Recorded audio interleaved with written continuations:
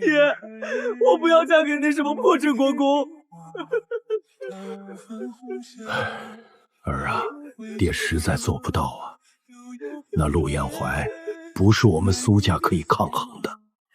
我是全京城最奢侈娇贵的世子，可如今一道圣旨赐婚，我要被迫嫁给镇国公陆彦海。当朝手握重兵的镇国公权势滔天，朝野上下无人敢忤逆。这般狠戾的人物，我若是真的嫁过去，恐怕不出2日就得撕得不明不白。那传闻竟是真的，早知道昨日就不让贺安和李尚书的儿子相看了。看似是皇帝亲口下的赐婚圣旨，可满京城明眼人都心知肚明，这道圣旨根本是陆彦怀本人的意思，无人敢拦，无人能改。爹娘，你们抓紧练个小号吧，我怕是活不了多久了。顺便帮我预定一下城北那家棺材铺的棺材，我要金丝楠木的，不是金丝楠木的我睡着不舒服。一眨眼便到了新婚夜，陆彦怀还在外厅逗留，我独自坐在榻上，浑身僵硬如坐针毡，每一寸呼吸都透着局促不安，身上被迫换上的大婚束衣布料粗糙坚硬，劣质的纹路反复摩擦着细腻里反复的皮肤，痒意越来越浓烈，我忍不住将手直接抠破了泛红的肌肤，细碎的沉痛瞬间蔓延开来，又痒又疼。我正准备抬手褪去身上粗糙的衣物，好好处理一下破损的伤口，静谧的寝殿外忽然传来一阵沉稳极具压迫感的脚步声，步步逼近。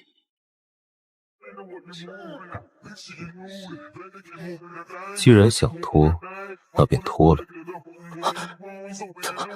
不会误以为我是在勾引他吧？我不脱。别让我说第2遍。我自小教养长大，万千宠爱傍身，从来没有任何人敢用这种强硬冰冷的语气对我说话。我心底又怕又气，拼命用力摇晃脑袋，我的抗拒彻底耗尽了陆彦为仅剩的耐心。我僵硬着身子侧过头，清晰看见陆彦魂的目光正牢牢锁在我腰间被抠破泛红的湿疹伤口上。侯府的人就给你穿这个？我咬着嘴唇没敢搭话。他要是知道我以前穿的衣服一件就价值1000金的话，估计掐死我的心都有了。毕竟陆彦怀在朝堂上最恨骄奢淫逸的人，每一个贪官都被他毫不留情地抄了家。玄经。下一刻，房门被打开，一名暗卫拿着衣服和药膏走了进来，他将物品放置在桌上，就立刻退了出去。这是给我的吗？突然感觉自己好像也没有那么讨厌他了，那就勉为其难的把他的名字往后排排吧。不过我的好心情在他的手指抚上来抹药的时候烟消云散。你能不能轻一点啊？我要把你扔到工坊里去打扫茅厕。说完，我才想起现在并不是在侯府，而是在镇国公府。陆彦怀的脸色则黑成了煤炭，方才挺直的脊背完全塌下，七眼全无。对不起。跃上枝头，我看着房间里那张唯一的床，有些不知所措。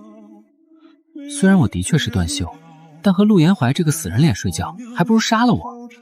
既然这间房里的床是金丝楠木，那其他的房应该也是吧？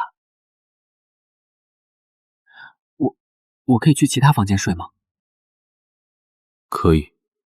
看来陆彦怀确实是为了折磨我，才把我弄进了公府。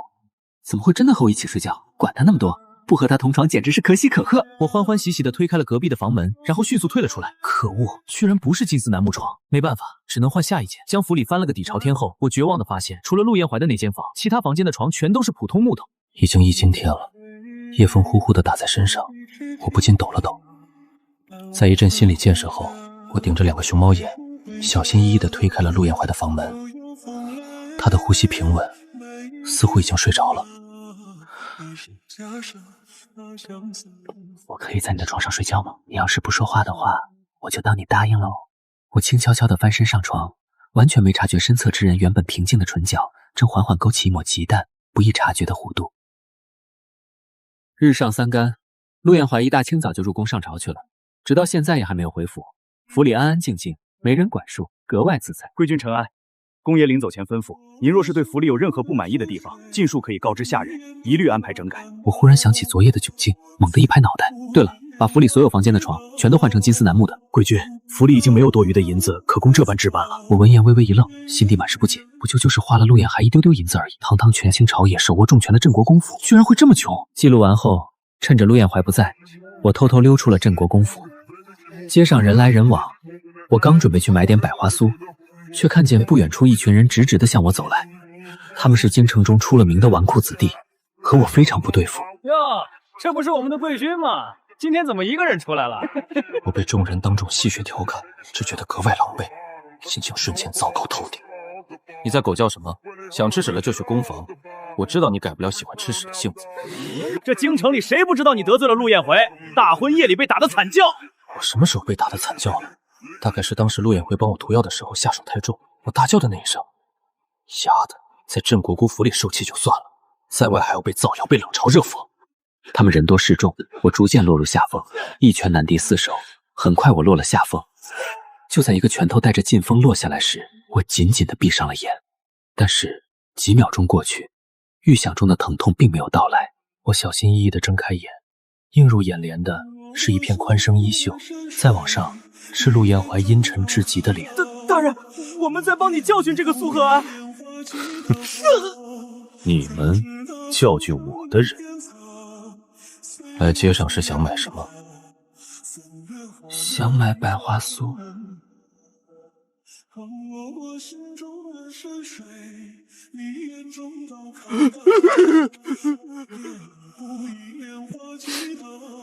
你笑什么？